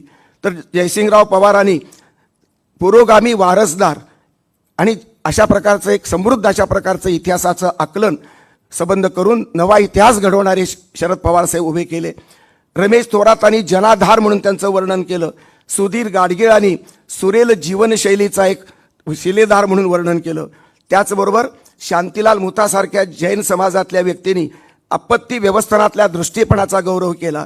रामशेठ ठाकूरांनी पक्षभेदापलीकडला नेता या अर्थानं त्यांचं वर्णन केलं. देवेंद्र फडणवीस हे विरोधी फळीतले आणि पवारसाहेबांच्या संबंध फळीमधल्या कोणीही त्यांचं मॉडेल कोणी उचललेलं दिसत नाही, पण खंजीराचं मॉडेल मात्र देवेंद्र फडणवीसांनी जरूर उचललं. पण या संबंध लेखामध्ये मात्र ते सातत्य, चिकाटी आणि संघर्षाचं मूर्तिमंत उदाहरण अशा प्रकारच्या विधायक शब्दामध्ये हा राष्ट्रीय नेत्याचा संबंध त्यांनी वर्णन केलेला आहे. मित्रहो, प्रचंड मोठी संख्या दीपक छाबरी आहेत, हनुमंत ताटे आहे, संजय किर्लोस्कर आहेत, त्याचबरोबर शिवप्रसाद देसाई, अरुण फिरोदिया, सुशीलकुमार शिंदेसाहेब, प्रताप आसबे यांनी मात्र पवारसाहेबांच्या जीवनातलं एक चुकलं असं काहीतरी म्हटलं. राजीव गांधींच्या संदर्भातला जो काही लोंगोवालचा करार झाला त्या संदर्भातल्या पवारसाहेबांच्या त्या भूमिकेबद्दलची काही एक मर्यादा सांगण्याचा प्रयत्न केला.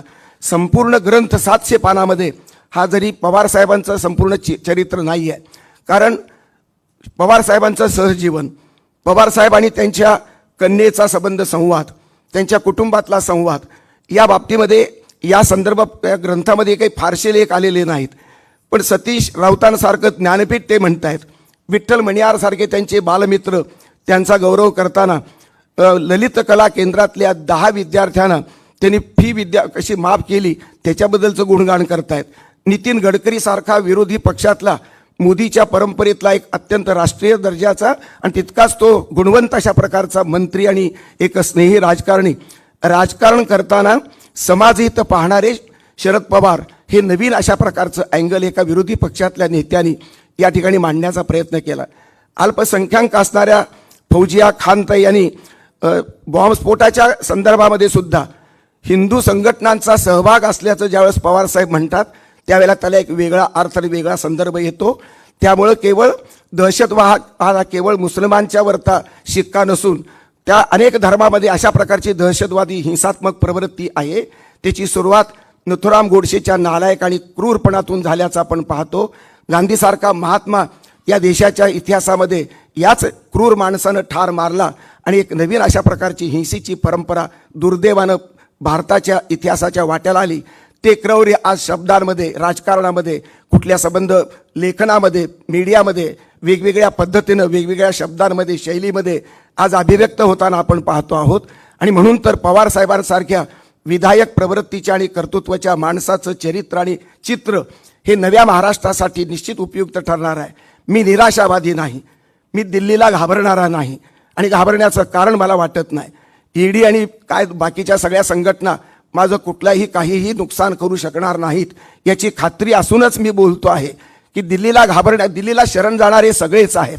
पवार साहेबांनी दिल्लीला दम भरला, दिल्लीला घाम फोडला आणि ईडीच्या दप्तरामध्ये मी स्वतः येतो अशा प्रकारची घोषणा केल्यानंतर ईडी हादरली. हे पवार साहेब आहे, हा मराठी बाणा आहे, हा केवळ मराठा बाणा नव्हे, हा मराठी बाणा आहे.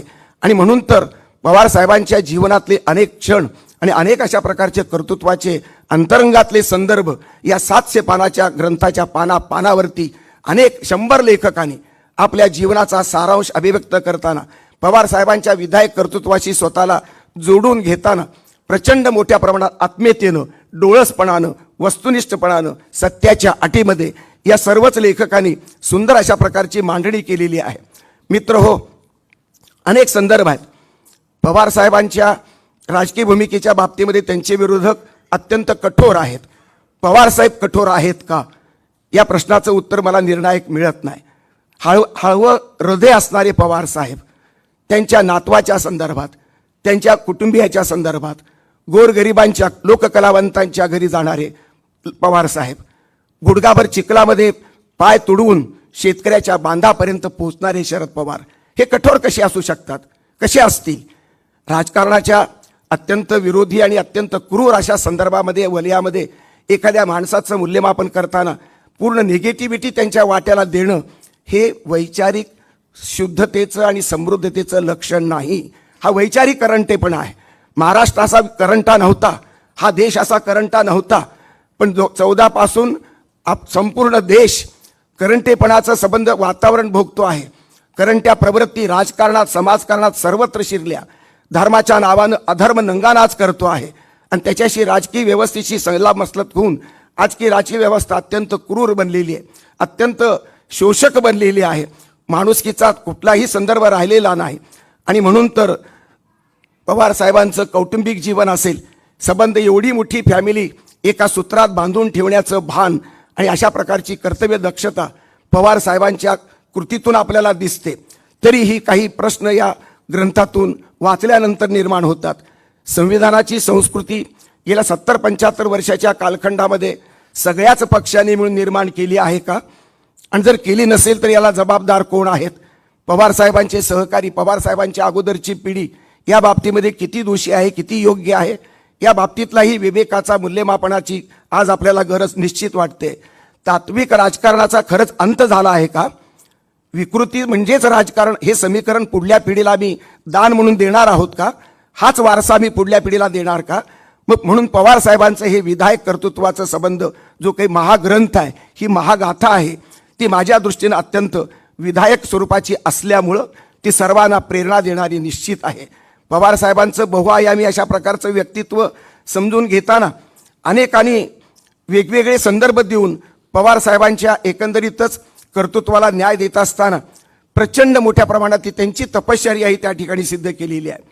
मित्र हो, या ठिकाणी विजय भटकरांनी त्यांच्या संदर्भामध्ये सुंदर अशा प्रकारचा गौरव केला आहे. त्यांची जी तांत्रिक भूमिका आहे, तात्विक भूमिका आहे, त्या संदर्भातलंही त्यांनी सुंदर अशा प्रकारचं जी कामगार आहेत आणि त्याने जे अशिक्षित आहेत त्यांना ते तंत्रज्ञान अवगत नसल्यामुळं खंत व्यक्त करणारे पवार साहेब आहेत. MKCLची अत्यंत महत्त्वाची दूरदृष्टीनं स्थापना करणारे पवार साहेब, किंवा अनेक गडकरीसारखी माणसं किंवा फडणवीसांसारखी माणसं सुद्धा विरोधी पक्षात राहून सुद्धा पवार साहेबांचा ज्यावेळेस गौरव करतात त्यावेळेला त्याचं महत्त्व निश्चितपणे वेगळं आहे. ही संवादाची राजकीय संस्कृती आज लोप पावत चाललेली आहे. शत्रुत्व म्हणजे राजकारण, एकमेकाचे गळा घोटणं म्हणजे राजकारण, किंवा छाताडावर बसून गळा कापणं म्हणजे धर्म, या नवीन व्याख्या कुरुपतेच्या संदर्भामध्ये समाजासमोर येत आहेत. कुठंतरी बिघडतंय, फार मोठं बिघडत चाललेलं आहे. अशा परिस्थितीमध्ये हा 80-82 वर्षाचा योद्धा तरुण, निरागस अशा प्रकारचं मन जपणारा, सर्व दुःखितांबद्दलची अत्यंत कळव व्यक्त करणारा आणि संस्कृती साहित्य कलेचं समृद्ध मूल्यभान जपणारा पूजणारा महाराष्ट्रात आणि देशाच्या पातळीवरती मला दुसरा नेता दिसत नाही. ही चांगली परिस्थिती नाही. पवारसाहेब या अर्थानं मला वंदनीय वाटतात. कुठल्याही पक्षाचं सभासदत्व न स्वीकारलेला माझ्यासारखा थोडा खडूस माणूस पवारसाहेबांच्या आयुष्याकडे, त्यांच्या भूमिकेकडे, त्यांच्या राजकीय राजकारणाकडे, त्यांच्या समाजकारणाकडे, कलाप्रेमाकडे मी गेली अनेक वर्ष अत्यंत डोळसपणानं दूर राहून मी अनुभवतो आहे. माझ्याही आयुष्यामध्ये संकटामध्ये मी त्यांच्याकडून काहीही घेतलं नाही, मला काहीही घ्यायचं नाही. तरीही या माणसांनी त्यावेळी मला इलेक्शनमध्ये माझी गाढवावर बसून माझ्या प्रतिमेची धिंड काढणारी ही जी उजव्या गटातली माणसं होती, ब्राह्मण जातीची माणसं होती, भाजपची माणसं होती, अशा कालखंडामध्ये सुप्रियाताई आणि शरद पवार साहेबांनी मला मानसिक बळ दिलेलं आहे. त्यामुळे मी जगू शकलो. नाहीतर त्यावेळेसच कदाचित माझा दाभोळकर करू शकले असते, कदाचित माझा पानसरे झाला असता. माझा खून करण्याची धमकी देण्या इतपत उजव्या सनातन्यांची मजल गेली. अशा परिस्थितीमध्ये पवार साहेबासारखा एक राष्ट्रीय नेता माझ्या मानसिक संबंध बळाच्या पाठीमागे अधिष्ठानात होता. ही प्रेरणा मला फार बोलणं नसायचं, अजूनही फारसं नाही, पण तरी पण या माणसाच्या भूमिकेचं बळ महाराष्ट्राच्या संबंध कानाकोपऱ्यात पोचलं आणि मी अत्यंत समृद्ध अशा प्रकारचं जीवन निर्भयपणे माझ्या सत्याची निष्ठा व्यक्त करत असताना मी आजही जगत आलो, उद्याही जगणार आहे. पवार साहेबांच्या आयुष्याची संध्याकाळ आहे, पण त्याला नियती भीती दाखवू शकत नाही, त्यांना परिस्थिती दमवू शकत नाही. असा हा निडर अशा प्रकारचा शिवरायांच्या महाराष्ट्रातला नेता आहे. आगरकरांचा बुद्धिवादी असेल, आंबेडकरांचा समतावादी विचार असेल, महात्मा फुल्यांची सत्यशोधक भूमिका असेल, यशवंतराव चव्हाणांची समन्वयाची आणि सांस्कृतिक संवादाची भूमिका असेल, या सर्वार्थाच्या मराठी मातीच्या समृद्ध अशा इतिहासाचा वारस, सुंदर समृद्ध विकसित करणारा वारस हा एकमेव पवारसाहेब आहेत. पवारसाहेबांच्या नंतर कोण या प्रश्नाचं महाराष्ट्राला उत्तर अजून सापडत नाही आहे. म्हणूनच पवारसाहेबांच्या आयुष्याला मोल आहे. पवारसाहेबांची ही गाथा माझ्या दृष्टीनं तुकारामाच्या नंतरची गाथा आहे. दत्ताभाऊ पवारांनी प्रचंड मेहनत घेतली. त्यांचं तर प्रेम एवढं आहे, पंढरीचा विठोबा आणि पंढरीचं मंदिर म्हणजे त्यांचं दोन सिल्वर वोक असं ते म्हणतायत. तेवढ्या बाबतीत माझे मतभेद आहेत. पवारसाहेब देव नाहीत, विठ्ठल नाहीत. विठ्ठल वेगळा आहे, तो कमरेवर हात ठेवून एका ठिकाणी थांबलेला आहे. पवारसाहेब हात हलवत या वयामध्ये कुठल्याही प्रकारचा हात धरला तरी धरू देत नाहीत, कारण स्वतःला म्हातारपण आले त्यांना मान्यच नाही आहे. असा हा तरुण माणूस आजही अत्यंत केवळ पावसात भिजून ते संबंध महाराष्ट्राचा इतिहास बदलू शकतात, तर पावसात न भिजता पण या माणसाच्या डोळ्यामध्ये कुठल्याही संदर्भामध्ये कधी काळी अंधाऱ्या रात्री काही अश्रू येत असतील की नाही? अश्रूचे प्रसंग कुटुंब जीवनामध्ये, व्यक्ती जीवनामध्ये, राजकीय जीवनामध्ये कुठला कोण तो मूर्ख माणूस एस टीच्या संपामध्ये पवारसाहेबांच्या घरावरती हल्ला करतात, नालायक कुणीतरी उठून काहीतरी शिवीगाळ करतो. अशा वेळेला ज्या महाराष्ट्रासाठी, ज्या देशासाठी संरक्षण मंत्री, कृषी मंत्री सर्व प्रकारच्या भूमिका निश्चयनं जपत असताना या संबंध ग्रंथामध्ये अनेक फोटो आहेत. सुधीर फडक्यांचे संवाद करत असताना अटीलजी बाजूला आहेत, लता दीदी आणि शरद पवार साहेबांचा फोटो एकमेकाच्या पानासमोर कलासक्त म्हणून मांडण्याचा प्रयत्न आपल्या दत्ताभाऊने केलेला आहे. आणि म्हणून महाराष्ट्राच्या प्रज्ञेतून पुरुष म्हणून पवार साहेबांची एक चरित्र उभं करण्याचा हा प्रयत्न आहे. बहुआयामी पवार साहेबांचं राष्ट्रीय चरित्र ग्रंथ म्हणजे हा ग्रंथ आहे. त्याचबरोबर वंशाची जी काही संबंध तक्ता आहे तो दत्ताभाऊने फार प्रयत्नपूर्वक दिला आहे. पवार साहेबांच्यावरती जर कोणाला PhD करायचे 100 PhD होऊ शकतात, कारण पवारसाहेब आता दंतकथा झालेल्या आहेत. शिवाजी महाराजाच्या काळामध्ये त्यांच्या जिवंतपणी दंतकथा निर्माण झाल्या. तीच अवस्था इतिहास 300 वर्षाचा काळ गेल्यानंतर पवारसाहेबांच्या वाट्याला दंतकथा आलेल्या आहेत. एवढा हा माणूस महान आहे. आणि म्हणून अशा प्रकारची ही दंतकथा निर्माण करण्याची सामर्थ्य असून सुद्धा गर्व नाही. 2-2, 3-3 मिनिट किती मोठा माणूस आला तरी तो कुठल्याही क्षेत्रात 1.5 मिनिटात ते 2 मिनिटात संपत दुसरी चिठ्ठी घेतात. कुणामध्ये ते रमत नाहीत. पण बाकीची माणसं मात्र प्रचंड 5 सेकंदाच्या भेटीनं 2 सेकंदाच्या पाठीवरती त्यांचा हात ठेवण्यामुळं अनेक माणसाच्या आयुष्याचं सोनं झालं. शेकडो लाखो कार्यकर्ते उभे राहिले. आणि म्हणून केवळ राष्ट्रवादी नव्हे, या देशातला जो खरा राष्ट्रभक्त आहे तो पवार साहेबांच्या राष्ट्रभक्तीचा विस्तार, राष्ट्रवादीच्या पक्षापलीकडे जाऊन हे एक्सपान्शन तो पचवणारा असेल तर तो खरा राष्ट्रभक्त म्हणून या देशामध्ये त्याला वंदन करण्याची गरज मला वाटते. विविध मुद्रा पवारसाहेबांच्या, पांढऱ्या वेशातले पवारसाहेब, मिलिटरीच्या युद्धामधल्या त्या संबंध पांढरा वेश घातलेले पवारसाहेब, कधी फेट्यावाले, कधी मुस्लिमाची टोपी. आमच्या मित्रांनी, मोदी साहेबांनी मुस्लिम माणसं त्या मौलवीची टोपी नाकारली. अरे बाबा, इस्लाम म्हणजे शांतता, इस्लाम म्हणजे मानवता. जगामध्ये 2 नंबरची मुस्लिमांची संख्या आहे. त्या इस्लामची शांततानिष्ठ प्रेमानं दिलेली टोपी मोदी साहेब नाकारतात. सेक्युलर पंतप्रधानाला हे शोभत नाही. पवार साहेबांनी मात्र अभिमानानं ती टोपी घातली. इथल्या चित्रफितीमध्ये मी आत्ता पाहिली आहे. हे सेक्युलर पवार साहेब मला प्रभावित करतात. मला जास्त शब्द सुचत नाहीत.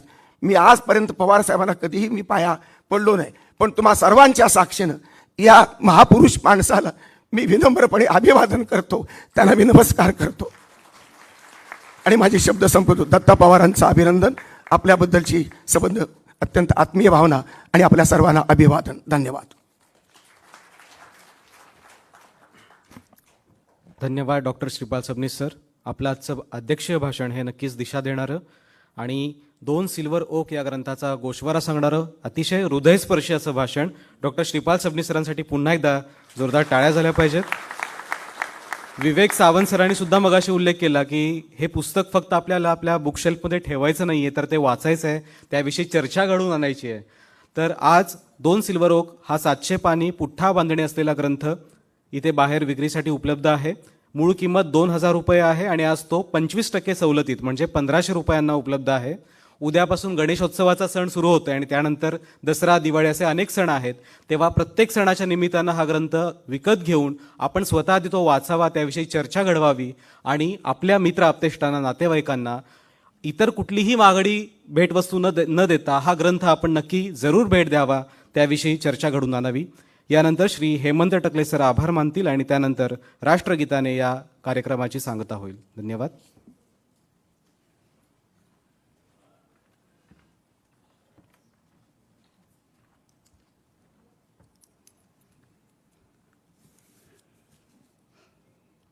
एका अतिशय महत्त्वाच्या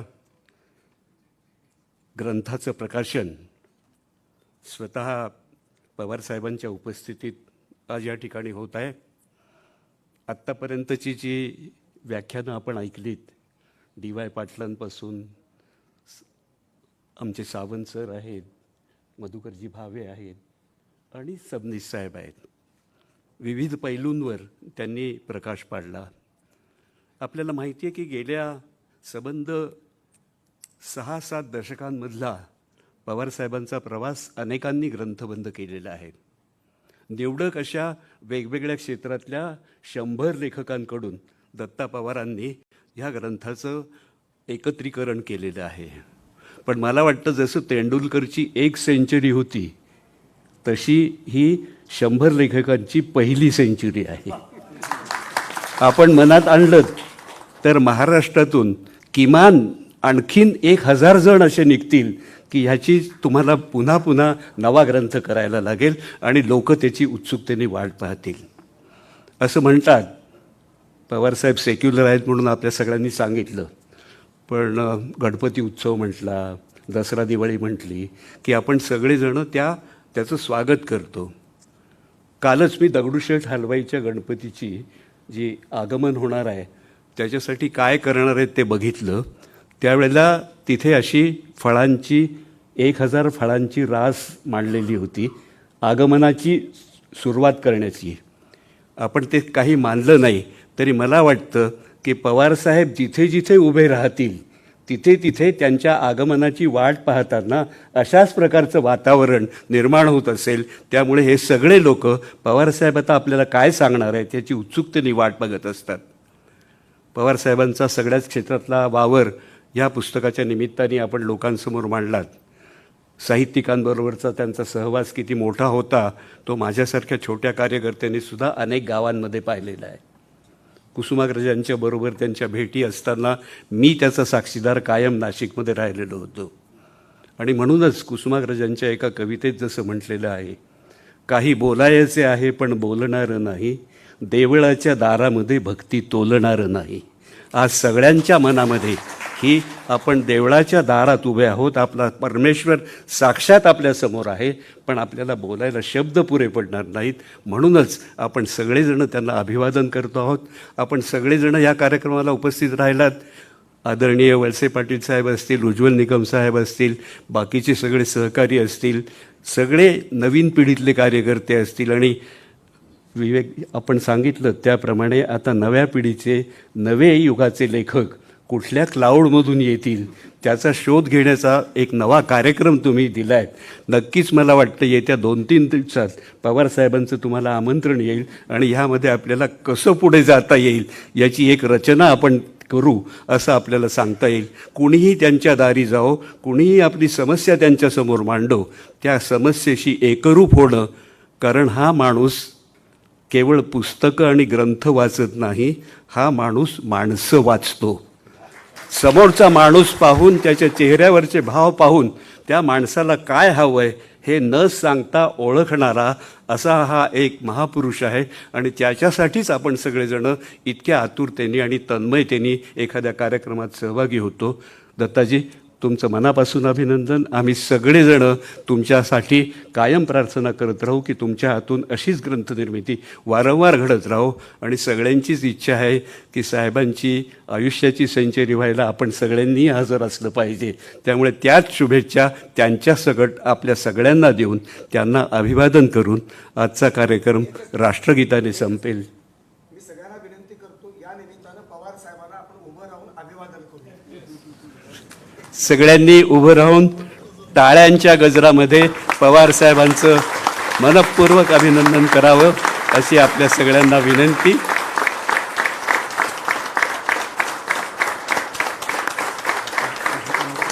धन्यवाद. यानंतर सगळ्यांनी सामुदायिक राष्ट्रगीतासाठी उभं राहावं. एक साथ राष्ट्रगीत शुरू करेंगे.